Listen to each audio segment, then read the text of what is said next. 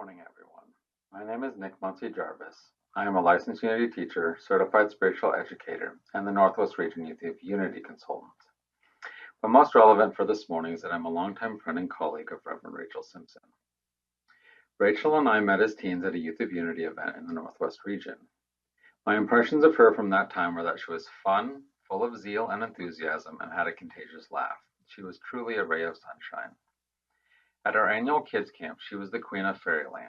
She was in charge of making camp not only memorable, but magical too, like it was for her when she was a camper. That's the key to understanding Rachel, magical thinking, that anything is possible. I'd say Rachel thinks outside the box, but for her, there is no box. There are only possibilities.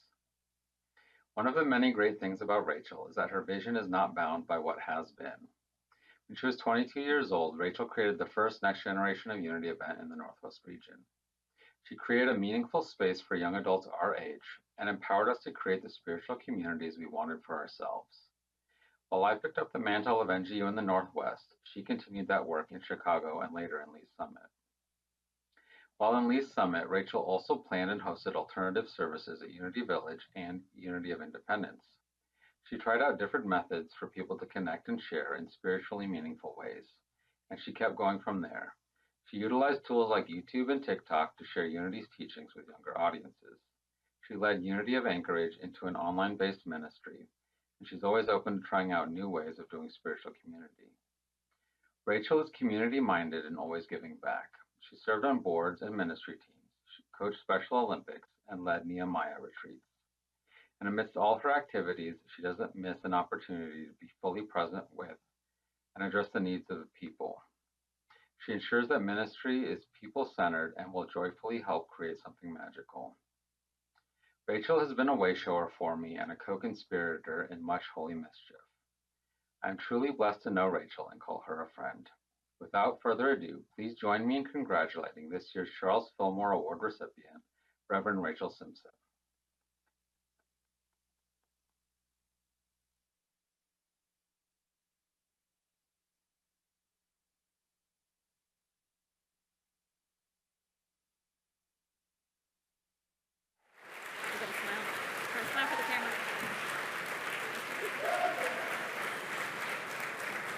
Oh, holy moly. I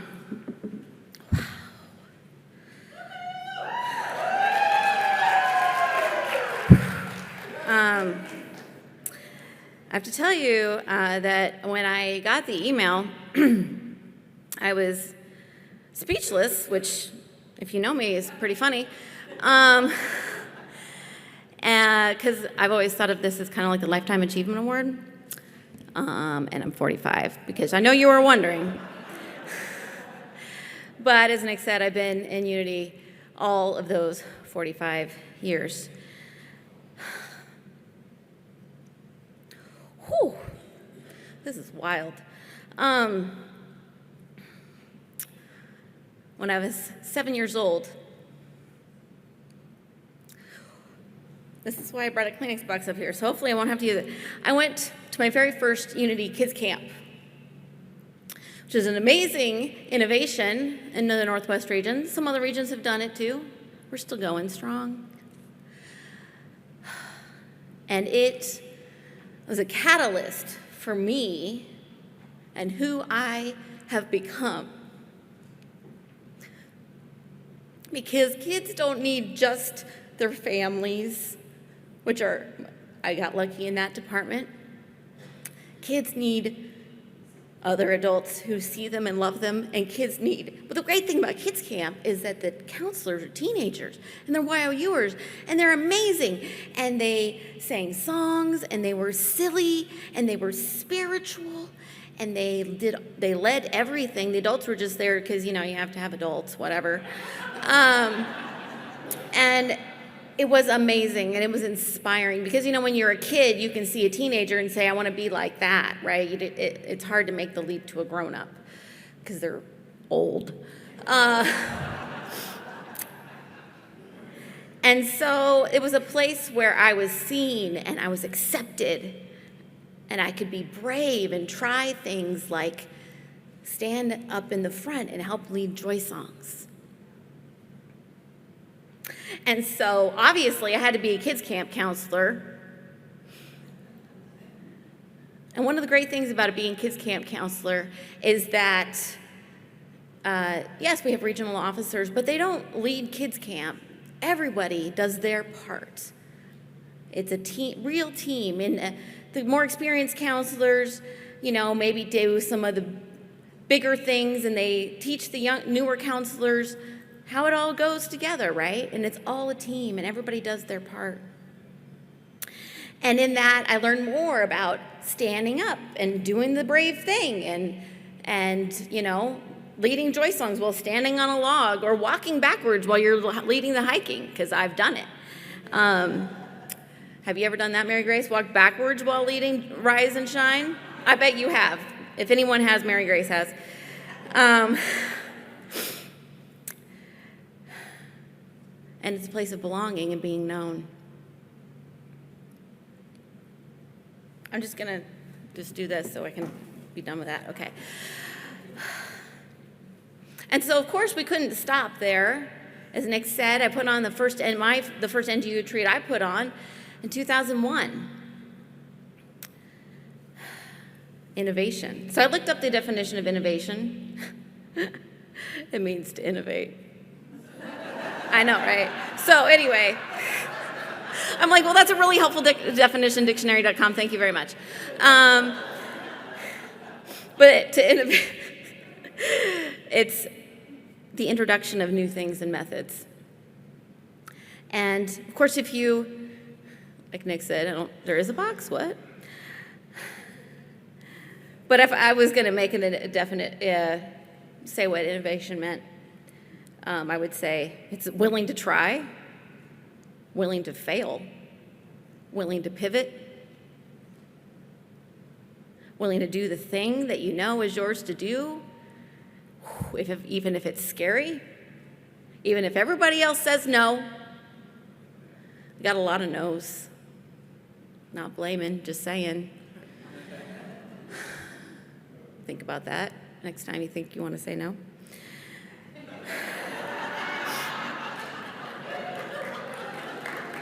I mean, if they want to do all the work, maybe you should say yes. Let them do it,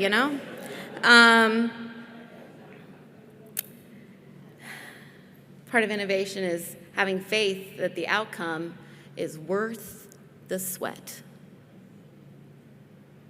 and the heartache.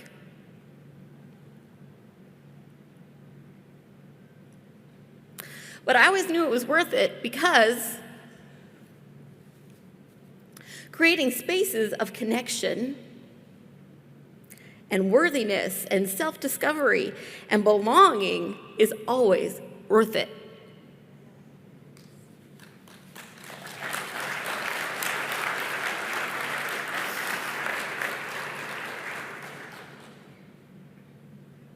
And the thing is, we don't all experience life the same, and we don't all express the same, and what is meaningful to one person is boring to another, and vice versa, because we're not all the same. And so for me, my ministry became very much about creating spaces for the people who were not necessarily being served in the way that we kind of think of as the normal way to do church. I call it my grandmother's way of doing church. Nothing wrong with that. Works for some people. But what about the people that it doesn't? That's what I'm interested in. Just letting it be okay that there's more than one right way. So when Jenny, Han, and I started Sacred Circle at alternative worship service at Unity Village, we didn't do it just the two of us. We had help. We had a whole committee of people who helped, and we made it so there would be another option, not the only option, not saying there was anything wrong with the 11 o'clock prayer service, just that it was not for everybody. We wanted an opportunity for connection, for a little bit of movement in the middle of the day, wiggle time. And, it gave people options, and it gave people baby opportunities to lead. Because leading Sacred Circle is pretty easy, but it gave people a chance to be brave and try something. And it was a community. We got to chat. We got to be together. And in the ministry in Anchorage, where I've been almost 10 years, can you believe that? What? Even as we've pivoted and we've tried a lot of different things, the thing that, we don't do Sunday morning anymore, so by the way, I'm available. But if it's Eastern time, you're out of luck. Nope, because it's 6 o'clock in the morning at home. Hi, everybody in Alaska who's watching live. Yeah, wow, because I wouldn't. No. But you know what we still do in Anchorage? We still do the Taizé service that we've been doing for years and years and years. That's the thing that people still want to do. Because that's about a different kind of practice, and that's about connection. And so, the Charles Fillmore Award, it's about innovation and service. This is my thing. That's part of the reason, Kids Camp is an amazing thing because you go and you're there in service, right? And so that's always what I've been about. And I want to remind you that Unity's history is about innovation. Yeah, hello. So, I'm a big Unity Village nerd, one of my big things, right? Most of you know that. And the story of Unity Village is about big dreams and doing big things and planning for a future that's big and putting in the infrastructure now that's for big. Trying things, having persistence even when there's obstacles. Obstacles, also known as opportunities for growth. Opportunities to pivot. And you also might know that I'm really about data. Did you know that? Yeah, yes. Both my parents are computer programmers, if in case you needed to make all of that make sense.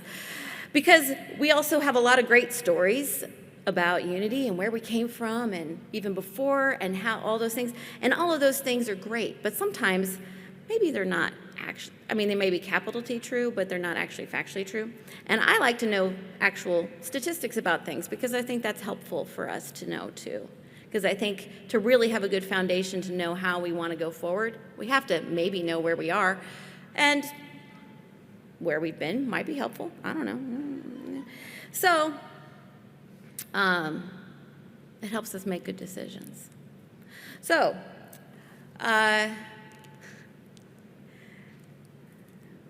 some of you might have wondered what the little dots some people have on their name badges are. You ready to find out? Okay, so if you found out about or came to Unity as a child, a kid, if you would care to stand up or raise your hand, you should probably have a yellow dot on your name badge. If you don't, you can head over to the member support booth. We'll hook you up. Hold on. If you came to Unity sometime as a teenager, then you probably have a green dot on your name badge. You can also stand and we can see who you are. And if you don't have a green dot, like I said, you can head over to the member support booth. We'll get you a green dot. And if you came to Unity sometime in your 20s, then you probably have a reddish dot on your name badge. Please stand. All right, yeah. And if you don't, like I said, so what I want you to know is a third of the people who turned in the credentialed leader reports, that's over about 900 people, a third came to Unity under the age of 30. So please, thank you you may have a seat. And the reason why I wanted you to get the dots, and if you don't have the dots, like I said, we'll hook you up, is because when we're going around the rest of this conference, I want you to notice how many of us that actually is. It says it's a lot more than the story. The story is that you come to Unity after you have a midlife crisis.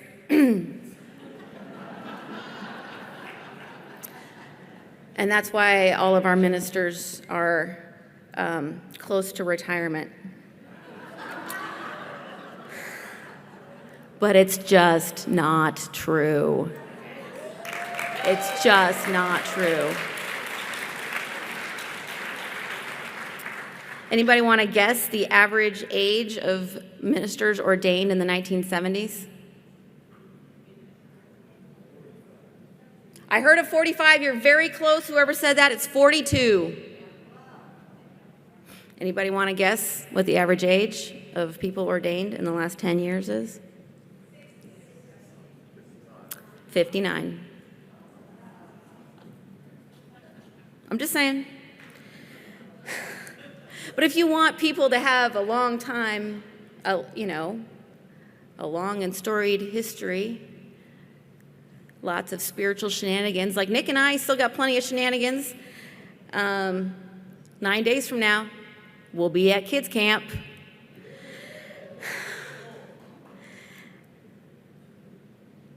So we still got, 20, 30 more years to go. James Dillett Freeman said, "Sometimes the answer to prayer is not that it changes life, but that it changes you." And I think that that's so much of what we talk when we're talking about innovation and service. Is like we show up, we do the thing that's ours to do, and we're changed. And you know what? Sometimes the world has changed too.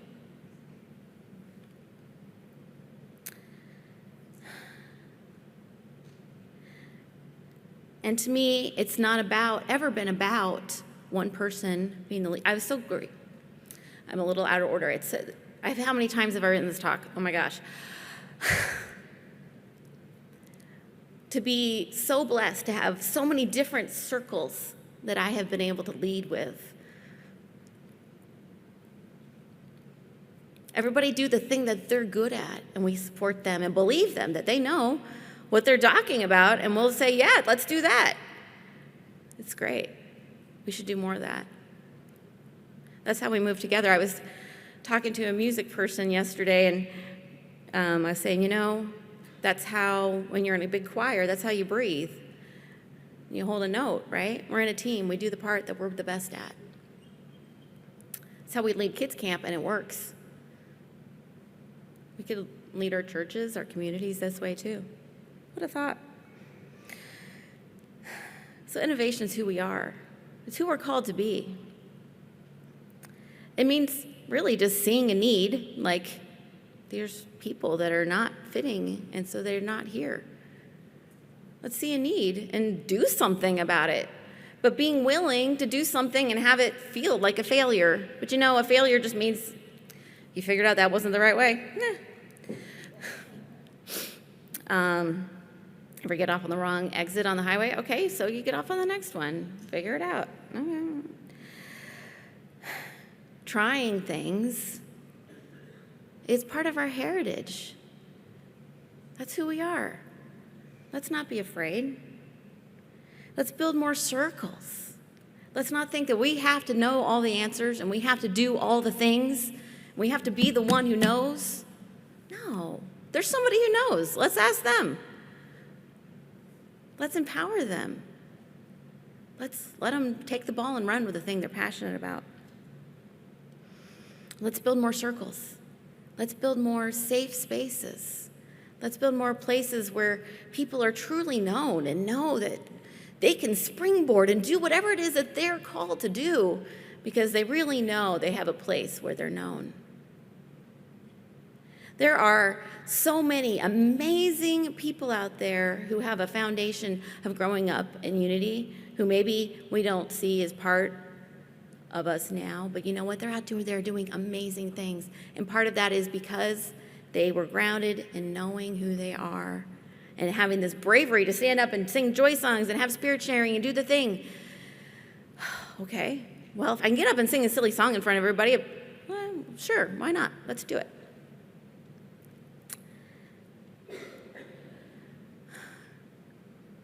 So where do we go from here? Well, let's innovate. Let's not be afraid. There's no box. There is no line outside the four walls of your church that say you cannot cross them. Let's be willing to include. Let's be willing to goof up.